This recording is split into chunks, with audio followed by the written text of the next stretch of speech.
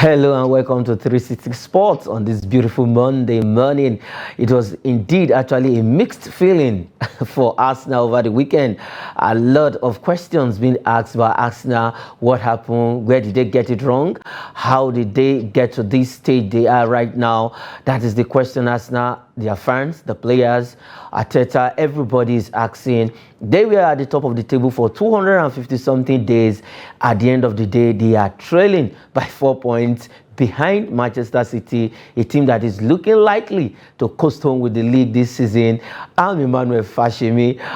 Sincerely speaking, it's just a weekend that is full of a lot of actions in Europe, in Africa. I beg your pardon, Nigeria. Though we're supposed to have our league over the weekend, but all matches has been postponed to 21st for the last game of the season. So we'll have a couple of matches that went down over the weekend in France.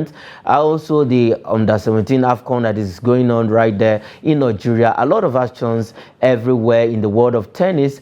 I'm not alone. I have Noel Sampson in the studio this morning. Noel Sampson, welcome to the show. The pleasure is mine. All right, let's go straight away. They say charity begins at home. Let's start from the home front, where Lagos State will host the Arm Wrestling National Open Championship for 2023. The Lagos State hosts the 2023 edition of the Nigerian Arm Wrestling Open Championship, which has been scheduled to take place at the Captain's Bar, Ilukbeju, on June 11. The National Open Championship will be used to select Nigerian representative at the 6th African Wrestling Championship that will be held in Accra, Ghana, from June 21st to 24 at the Accra Township Stadium. The Federation President Samuel Jackson confirmed that all the top Nigerian arm wrestlers, male and female, have been invited for the June 11 Open Championship in Lagos. Noel Sampson, the arm wrestling, I know a lot of questions will be asked. What is arm wrestling? It's another sport that actually is doing well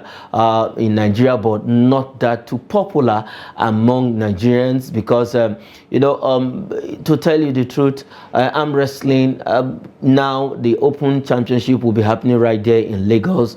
What are your thoughts about the Open Championship? It's a very good one because I know we did all this when we were quite kids and probably in primary school, and when we got to just 1, just 2, just 3, we did all this arm wrestling in the class. When you have free period, you just try to do that, but we never knew then that it's going to be something that is going to be quite big as this. Although I've watched a couple of movies where it's about arm wrestling, but the sport, not even only in Nigeria, I think worldwide, it's not yet popularized like that of wrestling and other sports. But it's a very good one because it's another way of, to me in Nigeria, it's another way of employment. If sponsorship can be given to the competition, apart from them going for the competition in Ghana, if you can also have the competition in Nigeria, you can have like a kind of federation. This is a federation that they have a federation. Now, if you have a kind of a competition that you have, a competition within themselves, okay, from different states, from Niger, from Oyo, from Kogi, to come and compete like you have in that of wrestling and in boxing, I think it's going to be a good one for us. All right, we also have Precious Jonah, who will be joining us on the Zoom on the program this morning. But no essence before I go to Precious. If you look at it, it's not a popular sport like you mentioned. Now, arm wrestling, I think over the weekend, I saw a clip where slap has now become a sport. They slap each other. You know, we slap for fun here, and probably maybe when we're having some kind of scuffle with somebody. But now, it has been translated and transformed into sport, slap. Now, the arm wrestling competition, the last edition that was held in Lagos, Nigeria actually won. Now, how can we take this sport to the grassroots? Yeah, it has to start from secondary school has been, because football and others, basketball, they all started from secondary school. It has to start from that level. Then you popularize the sport. At least you have like channels that show the sport, show how they do the arm wrestling. Then you make adverts that brings positive outcome about the sport. You know, the arm wrestling is quite a little bit dangerous because if you're not strong enough, you might secrete your elbow during the process. So you don't really show the bad aspect of it, but just show the good aspect of the sport. So that's a way I think we can develop from the grassroots, and you popularize it. Then you more sponsors, as I mentioned earlier, sponsors, people that can sponsor the program. Okay, we're having an arm wrestling competition now if you win, you're going to have 2 million naira. I know it's going to have people let people have more zeal, because you cannot have more participation. God bless you, because you cannot have that zeal. I cannot be doing something I like doing when I'm not getting paid for it. Okay. It doesn't work like that. It doesn't work like that. Let's join Precious Jonah right now. Precious, the Arm Wrestling Open Championship will be happening in Lagos. As you've heard, as it stands right now, do you think we have what it takes? Because the last edition, the 11th edition, we were actually champions at the African arm wrestling competition. Now we are preparing for the 12th edition that will be happening in Ghana. Do you think we have what it takes to defend our title in Ghana, Precious? Yes, we have what it takes to win anything when it comes to arm wrestling. All these Nigeria, remember Nigeria, we have all the Agberos, the Jimas. So let's go and get those guys. Let's get those guys. They are all over Lagos. They are there. Abuja, they are there. Let's get them together. These men with more Zeus, them train them. We'll go there and defeat the whole African. We have all it takes to win everything we want to win. When it comes to this arm wrestling, able bodies everywhere. Abba. Even you, I believe you also can participate. Now, everybody's everywhere, and the president has said after this event, they will actually use the African Arm Wrestling Championship to select athletes that will be representing Africa and Nigeria at the World Arm Wrestling Championship that will be happening in Saudi Arabia come later this year. That should be in October. And quickly, let's move away from the arm wrestling story and head straight to MPFL, where we have a rescheduled match day 12 between Rivers United and Sunshine Stars. Precious Jonah, Rivers United have 27 points. They are second behind Lobby Stars, who's on 30 points, and Sunshine Stars have 24 points, and they are on the 5th position. Probably, if they get a win, they can topple Rivers United from that 2nd position. Now, how do you see the fixture between Rivers United and Sunshine Stars today in the rescheduled match day 12? Okay, it's a football. Anything can happen. But if I'm to judge by the form and everything, Rivers United will win this one because they need it more than Sunshine. Yes, they will win this one. I'm beating my chest for them. They will win this one. You are so sure that they will win it? No, as I'm saying, Rivers United right now, if they win this match, fine, they will be at the top of the table with quite a lot of goal margin between them and Lobby Stars. Lobby Stars is on 30 points. After this game, they still have one game in hand. Now, because of their continental engagement, though, that is why this game is actually coming up. And Sunshine Stars also want to qualify for the Super 6 playoff that will be happening later after the round of matches on the 21st of May. Now, now Rivers United will be at home. Do they actually have what it takes to defeat Rivers United at Daminskia Stadium in Port Harcourt? It's going to be a very tough match because Rivers United should be careful. They are at that level, but Sunshine are trying to just get themselves to another level, so they have to be very careful. They say you just have to be careful with those coming from the corner. It's easy for you to drag you down, not for you putting someone up. So you should be very careful. It's going to. I give it to Sunshine because they want to qualify for the Super 6, so they want to give everything they have.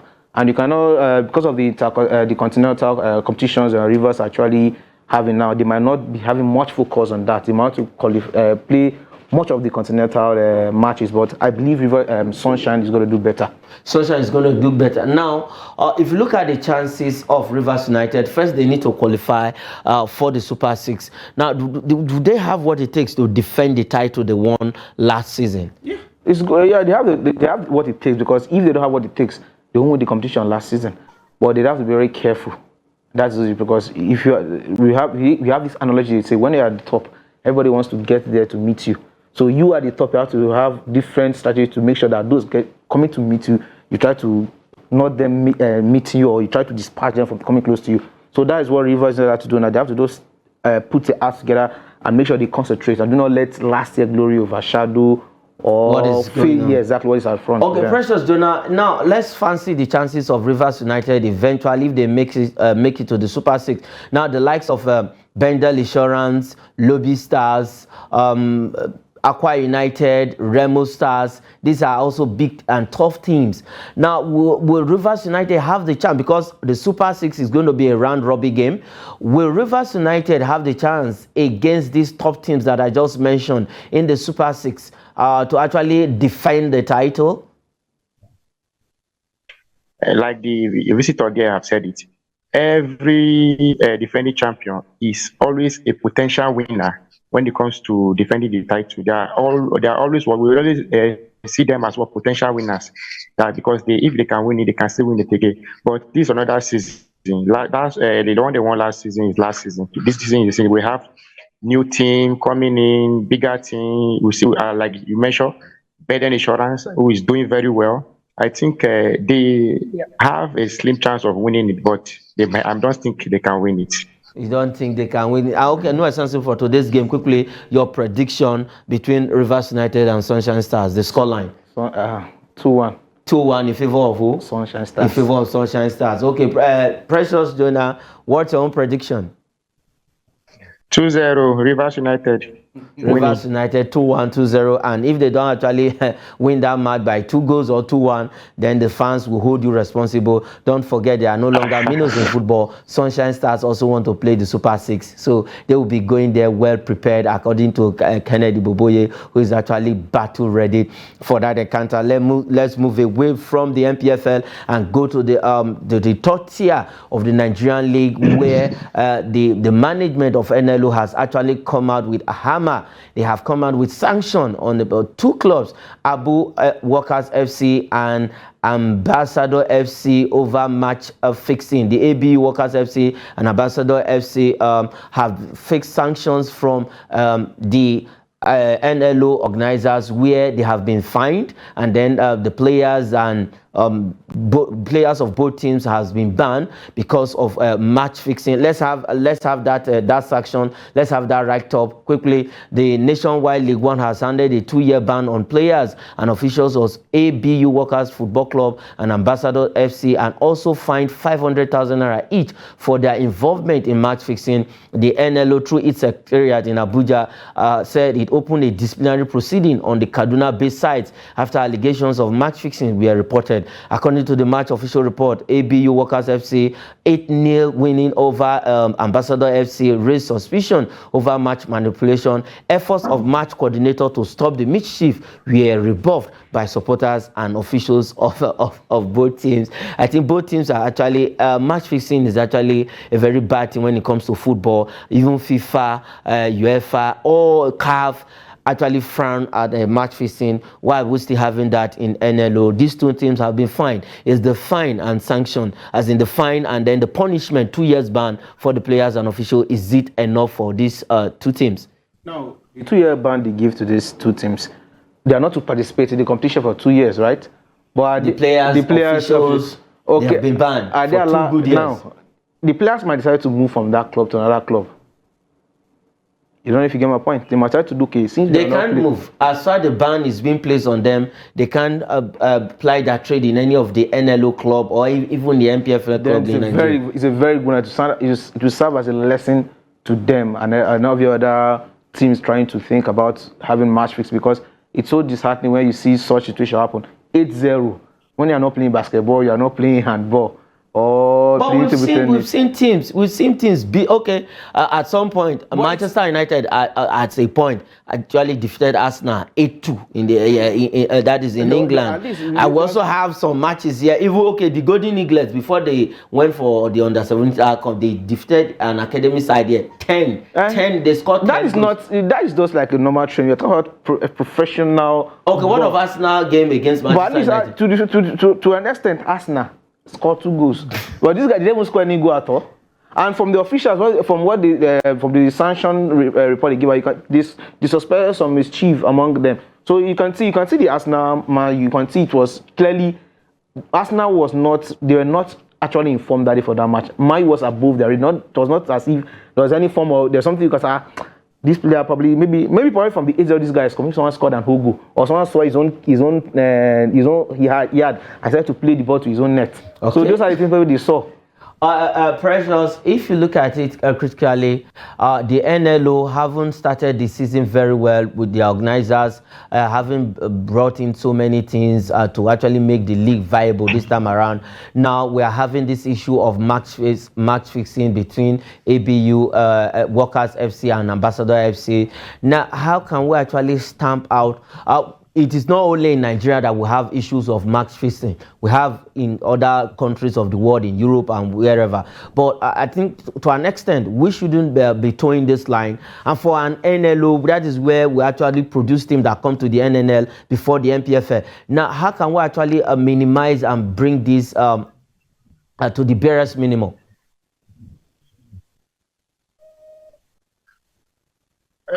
Okay, can you hear me? I can hear you. It's a very It's a very good start by NLO. What they did is it's okay. The sanction 2-year ban 500,000. I think as for me, or the 500,000 is too small because that's just is a chicken change to me. Okay. They should have made it maybe ₦1 million or 1.5. So that other, like the visitor said, your guest there said, so that other clubs will learn from this. Yes, they will learn from this kind of. So if they have intention to do something like this, they will not. They will not do it again. So I think it's okay. The sanction is okay. The sanction is okay. I want to actually beg all the clubs in the MPFA, NNL, NLO, NWFA, and what have you, that we don't want match fixing because it's not good, it's not healthy for our league, it's not healthy for the development of our football. And for the management of NLO, they actually tried by actually meting out this sanction. And like Noah Samson and Precious said, I think the fine should be increased. They should add maybe 2 million naira or what have you, so that it will serve as a deterrent to other clubs who want to engage themselves in match fixing. And let's move away from that story and head straight to England, where the title hopes of Arsenal Arsenal right about now, after that beating after that 3-0 defeat in the hands of Brighton, the title hopes of Arsenal has been dashed. Noah Samson, this is a team that occupied that topped the table for 250 something days, and at this point in time, towards the ending of the season, where they are supposed to hold steam, hold themselves together, they are falling like a pack of cards. They lost to Brighton 3-0, and right now the point has been opened between them and Manchester City. Now, what could have been the problem of Arsenal? I really don't know what the problem of Arsenal is. Apparently, since the William Saliba went on injury, I think the defense line of Arsenal has been really shaky. And yesterday I was angry because I watched the first half before I went out to do something else. And when I checked online to see the score and I saw this, I was really angry that what's happening? I've never felt so passionate about Arsenal before.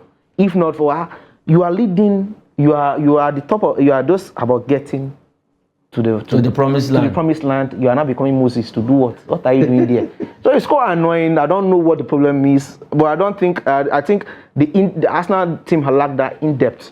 You know, if a player goes on injury, is going to be a serious player. Look at when Gabriel Jesus went on injury. You can see they had a bit of difficulty in his come before Trossard came and had some flavor to the game. And this is the problem now. Because of the injury of William Saliba, you can see the defense is not as solid as before. Now they will now see that probably they started the season. You can see probably Gabriel is not even as fantastic the way we think he is.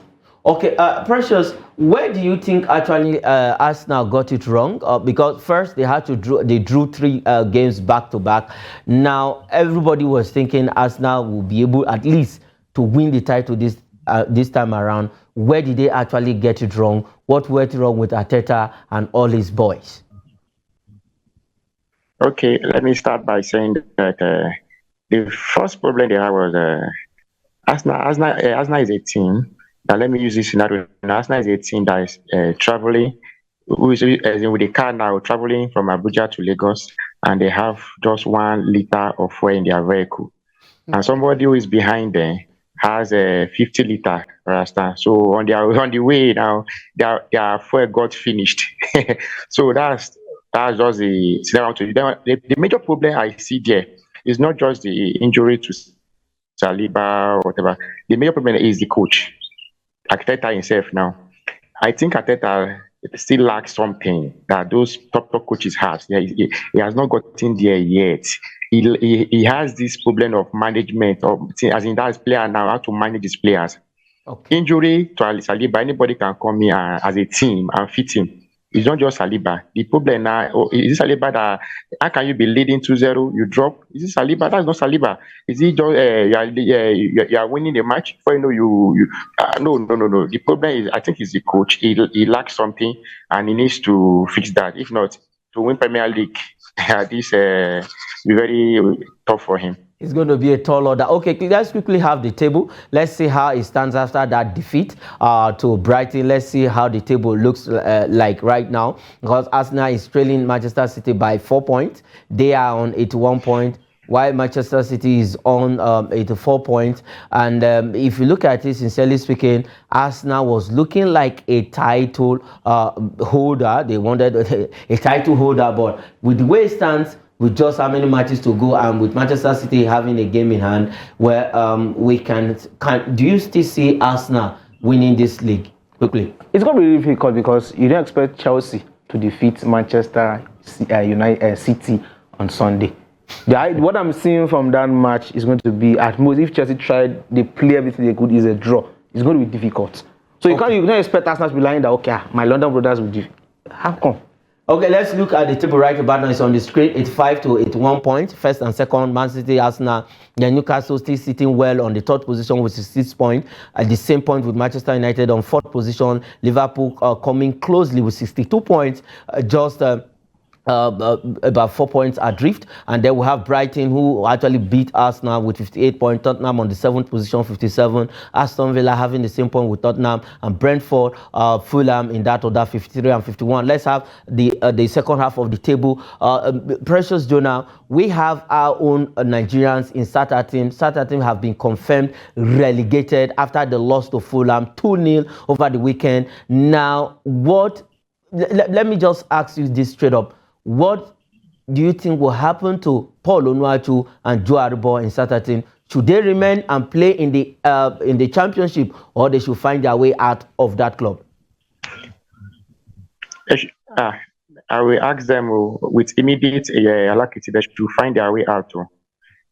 Okay, they should find their way out of Sata team, because if you look at it, Sata team will be playing in the championship come next season, the way stand after the loss 2-0 to Fulham. It was actually a painful one. And for Taiwo Awoniyi, he was able to get that goal for Nottingham Forest, and that has also boosted their chances of survivor. And Leicester City, Everton, it's just painful that we have Nigerians in all of these teams. We hope that one of them will remain in the league. Maybe two, or at least one of them remain in the league. Whatever happens, let's see at the end of the day. Let's move away from that story and head straight to Spain, where Barcelona has actually won their 27th La Liga title in a very fashionable style after they beat their rival Espanyol. It's a derby game, 4-2 it ended on the night. Barcelona winning the 27th La Liga title into their kitty. Xavi first season with just a big trophy. That's what I have to say. It's not Hala Madrid right now. No. It's Barcelona. It's a good one for Barcelona, and they have been strongly for years now, and it's a good one. Them coming back full force. They're winning the title. Good one for former Chelsea players, Christensen and Marcos Alonso. Good one for Koundé and every other of the players, and the coach in particular, Xavi. It's a good one for him. Okay, quickly before we go, Pochettino to sign a 3-year deal as Chelsea manager. Precious Jonah, quickly, should Pochettino, as in right now, he's set to sign that deal, 3-year deal for Chelsea. Is it a good one for Chelsea? I don't think it's a good one, though. It's a bad one to me, because he's a man who has coached Tottenham for years, being in the Champions League final, nothing to show. He went to a bigger club, PSG, because he could not manage the players, and now Chelsea is not bringing him. If you want to win trophies, you bring a man with ambition, a man that has this title mentality. I don't think this coach has this title mentality. Okay. So let's see what he can do. But to me, It's a bad choice. It's a bad choice. I hope Chelsea fans out there will not hold you responsible. And some of them might also share your thought. That is how far we can go on the show this morning. Noah Samsi, thank you for coming on the show. The pleasure is mine. And Precious Jonah, thank you for also coming on the show, for having you with us. It's my pleasure. It's my pleasure, All right. sir. I'm Emmanuel Fashemi.